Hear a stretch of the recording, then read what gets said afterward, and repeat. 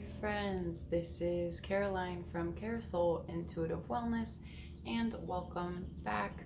Thank you so much for your support by liking, sharing, subscribing. It greatly helps me to assist more people by increasing the visibility of my work, and I am so grateful for your support. I literally can't do it without you. So thank you again. Today, I have a very cool offering for you guys. I am super excited to share it. It's been something I've been thinking about doing for a while. And so I want to explain what's going on. So I work with a lot of people who are feeling drained, extremely drained. And there's a few reasons for that. And over the series of this topic of the drained series, I will go over several different reasons for that. So today we're going to go over the unequal exchange of energy, which could be a reason why you feel so drained.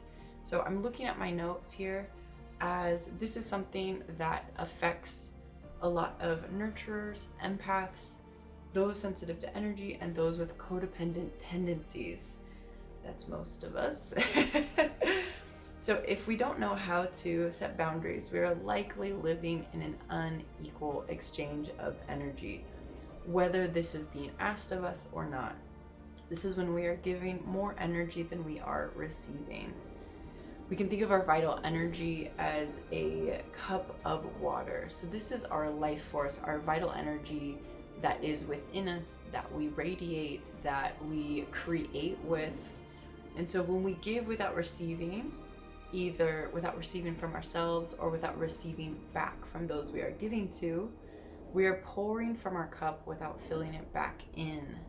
This is unsustainable, and pretty soon our cup is completely drained into other things or people, and we are left running on empty. I mean, how many of us know that feeling? I'm sure most of us have been there. And maybe you're there right now. Maybe this is really deeply resonating with you in this moment. So while we may feel that this is our role or our obligation to give to others in this way, it is actually a betrayal of self. We are betraying ourselves in this moment when we continue to give without receiving. This is unsustainable.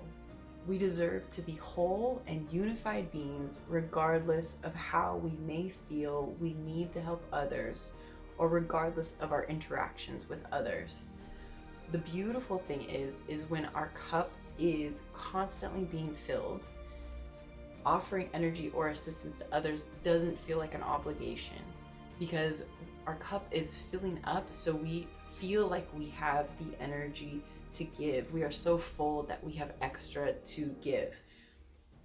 When this occurs, when we are being filled in this way, the quality of what we give to others is higher, because the intention of what we give comes from a positive place instead of a negative or a forced place, like feeling obligated to give. When we are drained and giving from our scarce reserves of energy, we feel like we don't want to share, or that sharing our energy is a burden, because it literally is. When we don't have that much in our cup, giving even a little bit of what's left feels like a lot. This puts us into a scarcity mindset, and this perspective will likely bleed into other aspects of our lives. That said, we cannot expect others to fill our cup. If we are exchanging energy with someone, we know that they won't give back to us, but then we choose to continue to engage in the interaction, we cannot be mad at the other person. In this case, we betrayed ourselves.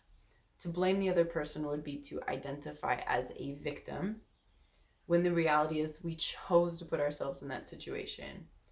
We can't control another's behavior or choices, but we can control our own.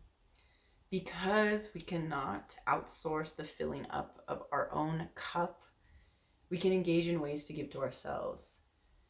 I personally am super bored of all the designer spirituality ideas of like, oh, bath bombs, and like, oh, here's this, and like, oh, spa days and whatever. It's not my style. So let's evolve this into a deeper concept. Let's think of things that fill us up as things that honor ourselves.